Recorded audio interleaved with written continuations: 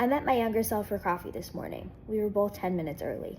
She ordered a raspberry hot chocolate, and I ordered a matcha latte. She wore a hoodie, I wore a crop top. The first thing she notices about me is my nose ring. She thinks it's the coolest thing in the world. She told me a funny story about her and her grandmas that I'd forgotten about. I swallowed the lump in my throat. I didn't have the heart to tell her that they left me 2 years ago and are no longer here. So I listened to her talk about them while hanging on to every word. She stared at me with wide eyes as I told her we work on social media for a living. She didn't believe how many people watch me every day. She asked me where we live, and I told her 1,000 miles away from home in California. Do we live with anyone else? She asked.